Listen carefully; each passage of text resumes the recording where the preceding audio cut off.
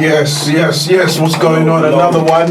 Back again. Another one. Sunday special. Special Sunday. Yeah, I like that. Talk to me, bro. I know you was out here with that Halloween stuff, doing all the trick or treating. Trick or treats? No tricks or treats. Only got good boxing. That's what we like to hear. That was legit. I didn't really care about Halloween because I got down, but just kind of being able to just watch and talk about the fights and seeing people get excited about boxing. That's the only sport that's thriving right now, I think. Yeah, I think you actually make a great point there.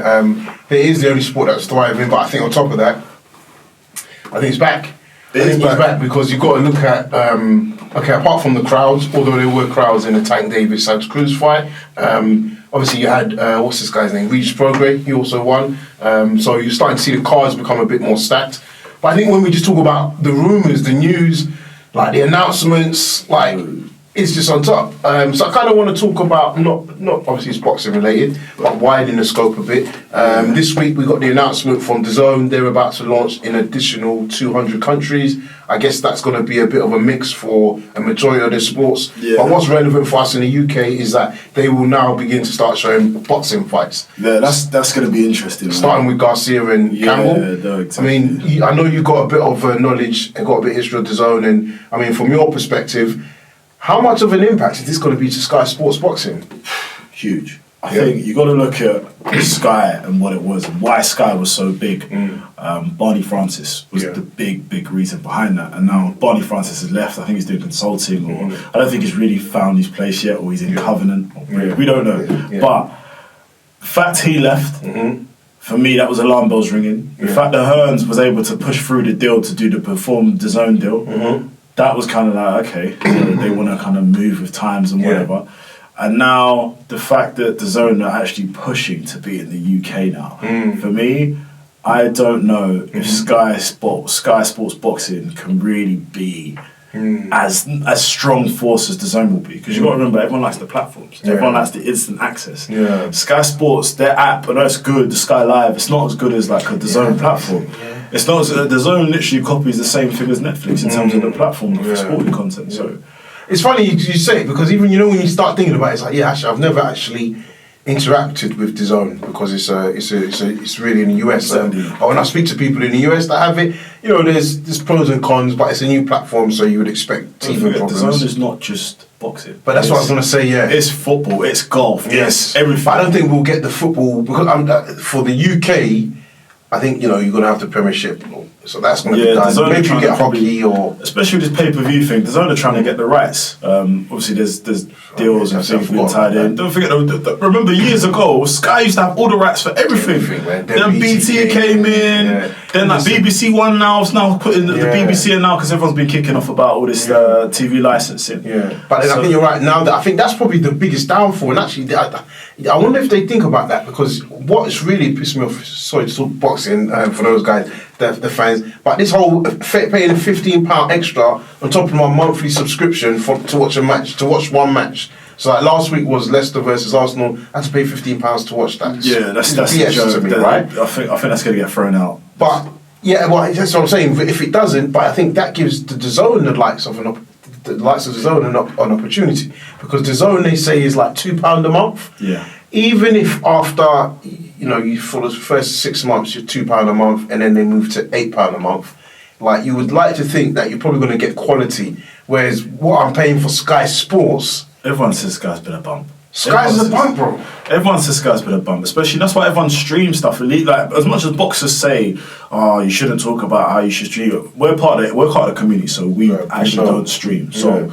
But for those that do, I understand why. But you got to tell Sky Sports to either stop doing all these pay-per-views. Exactly. In a pandemic, we've got how many pay-per-views this year? This is not a criticism to Matchroom. I get they need to do it. Because they're not the only ones. I mean, BBC doing it, Top Rank, they do it as well. They need to start getting it now, because everyone's now watching TV, but you need to be able to watch certain times. And I think the thing is, what it is for me with a pay-per-view during this time? I don't even mind it, because I think there has to be a sense of reality, right? If you want the top fighters to clash, you have to pay them. For me, what the issue is that you still have the same price point. So I would say, like Joshua's fighting now, he's going to fight Pulev, that's going to be pay-per-view. Standard.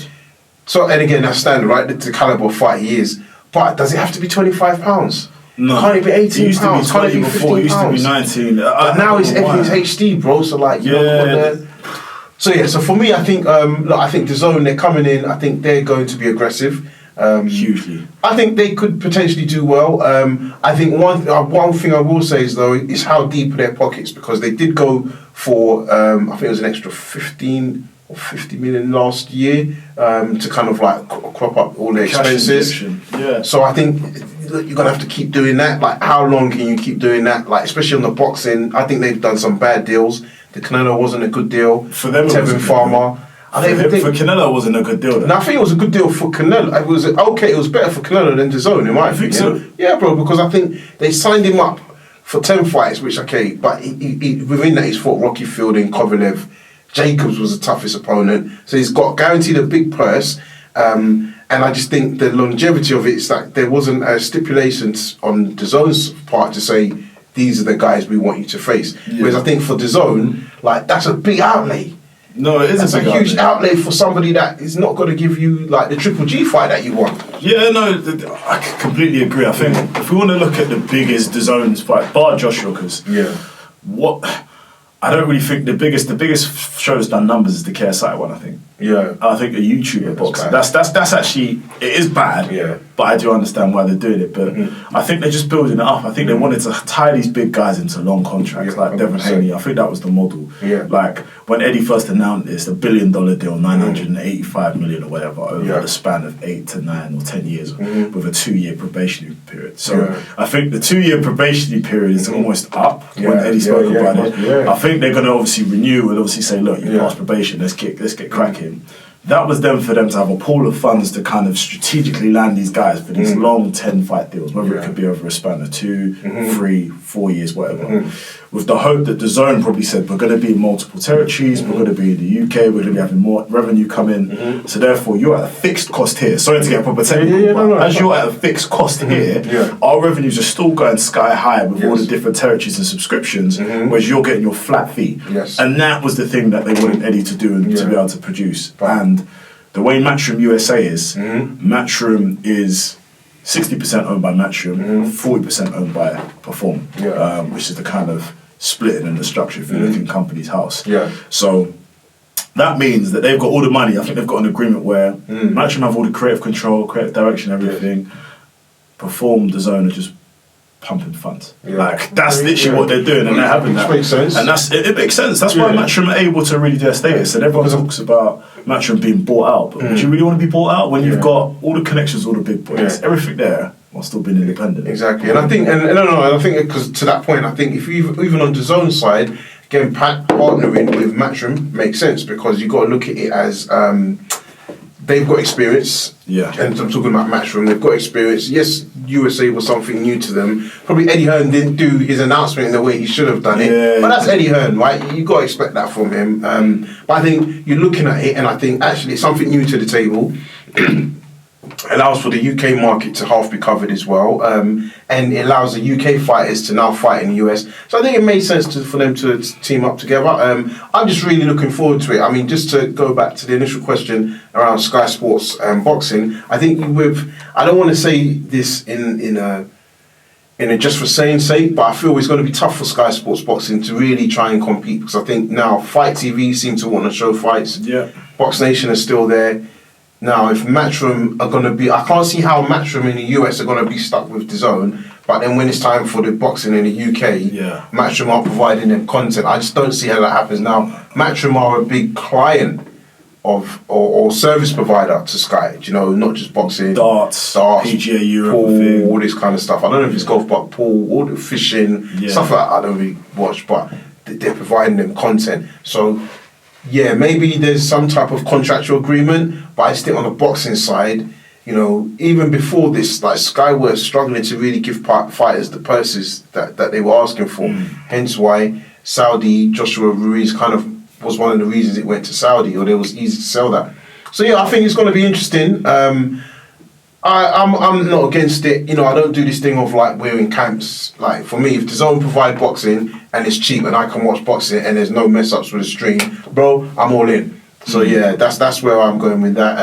The other thing I want to touch on as well, we've got to just, and we can say our own few words on it. But iFL this week, we're celebrating 10 years in the game. Wow. I've always said it, for me, I think iFL kind of like Coogan with the previous guy, James Helder. I think they're the daddies of this whole they are. boxing being consumed online.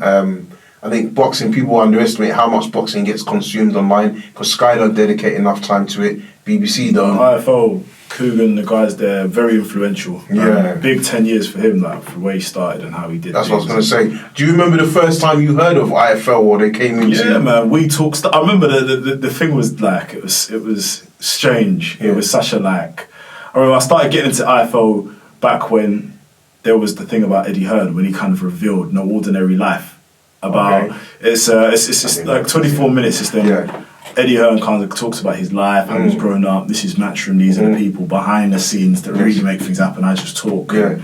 They were showing him in his Bentley and his last. That was so many years ago, and then from there I just kept watching it. And then back in, I probably say 2014, I really started getting into it a bit more because he was doing This is when Eddie and Coogan were proper, like, all the time talking. I remember it so specifically when Chris Eubank was set to fight.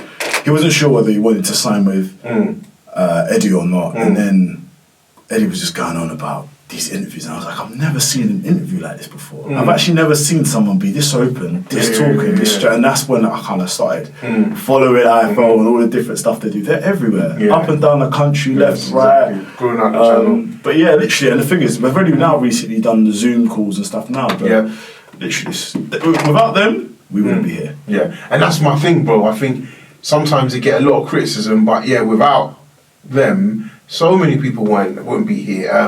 And I think for me, I remember the first time I heard about iFL, and it's quite ironic actually because it was all linked to David Hay and Chisora. Yeah. So it was all when Chisora fought Klitschko out in Germany, and then the press conference afterwards, like David Hay smashed him. So you're going online and like, I'm searching all this stuff in YouTube, and I don't think they had the pure footage at the time. But then through searching through that for so much, it was like, iFL, and I'm like, who are these guys? And so for me, I think look, they're key at what they're very good at what they do. Yeah. I think they probably sit on the fence, but I think they're probably allowed to because they've been doing this for so long. Like sometimes us new guys, we've got to kind of speak our mind. We have to say something, not necessarily controversial, but we have to probably put our opinion out there so that to get heard and to get new people, new fans. Whereas with them, they don't really need to. That's why they don't. That's what I like. Do you know what? I think Cougar's a mastermind. When people ask me, who do you think will win? I mean, the fans win. Yeah. When he said that, I said, what a G. No, it makes sense though. Unless it's a British guy. So I think the only time I heard him, not the only time, but one of the few times was when Joshua was fighting Ruiz. Yeah. I think he was quite adamant. He's like, Joshua, I think you're going to win. But he would say, if it's a British guy versus an American or whatever, then you're going to hear him back the British guy. British is his soul, like, so where the basis he does interview. But he's a reason why boxing's back as well, not just Joshua, but iFL that really started pushing things out and pushing interviews. And don't forget, like, not just what he does with Eddie, but what he does with Frank Warren as well. Frank Warren doesn't give many interviews, he doesn't talk to too many people. The fact he's able to have all these guys like and smash in terms of just having a good conversation. And not just that, but also I like that kind of how we're talking, not pure boxing, but outside of boxing, the business side. He gets these guys like Milk PR, all these other people like Michelle Joy Phelps and all these different people just to kind of talk about what they do. And the security guy, Clifton, what's his name? Clifton Powell. Yeah, Clifton Powell. And Mitchell. No, Clifton Powell's an actor. Clifton Mitchell. Sorry. Yeah, so no, bro. So like, for me, I think that's great. I was laughing actually because when we were just talking to Dan, we was talking about another big fight in a couple of weeks, and I forgot. It's actually Crawford versus Brook because that's in a couple of weeks as well. But other than that, bro, I was just wanted to say, it was good show today. Looking forward to doing the Tuesday show. Get the fan call in. I think, like we said, Tank Davis set the scene up on fire. So from that perspective, I think it's really good. And then last but not least, Eddie Hearn's book. Are you ordering your signed copy? Do you know what? I really want to get a signed copy. I actually want a signed copy, but I don't think that's going to happen. But I think 12 rounds, relentless. That's a word he's used a lot.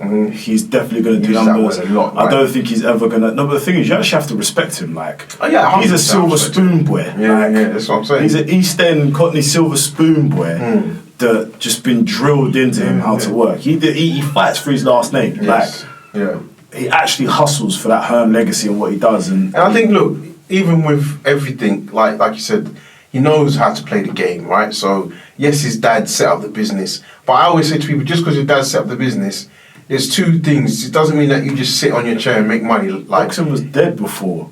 The guy still grasps. And even for me, something that was quite pivotal was last night when you're looking at like all the banners for the Matchroom stuff, and it says Matchroom Residence. And I thought for some people, like, what does that mean? But what he's doing is he's like branding certain parts of the sport. So like Matchroom Fight Camp, that's one section. So maybe next summer you get Matchroom Fight Camp again. And then this one now is Matchroom Residence. And as much as people might say, yeah, but that's nothing. Trust me, in the bigger scheme of things, like, trust me, bro, that's very important. With Dazn as well, pumping money into them. Not that they are self-sufficient themselves. But he had to do something to get it to that stage as well. And also that he's able to really put Matchroom on, and I don't think he gets enough credit. And you've got to really respect how he's always hustled. The dad's always been, but also not fun. I think people know this now. He went to school with Frank Lampard. He went to school with those. They always used to talk about how their dads were like. They went to really nice, privileged school, Brentwood School, and it's kind of gone from there. So it's funny because I always say Lampard's the same. Lampard's the guy who gets a ton of credit. That's why he gets a ton of criticism. Even though I don't like Chelsea, but what I do like with Lampard is that he just grafts. So up and down, box to box midfielder. 100%. You know what I'm saying? So, well, listen, it's all been good, been a pleasure speaking as usual. Let's crack on with our Sunday, watch the Arsenal-Man United game, and then Come on, Arsenal! On that note...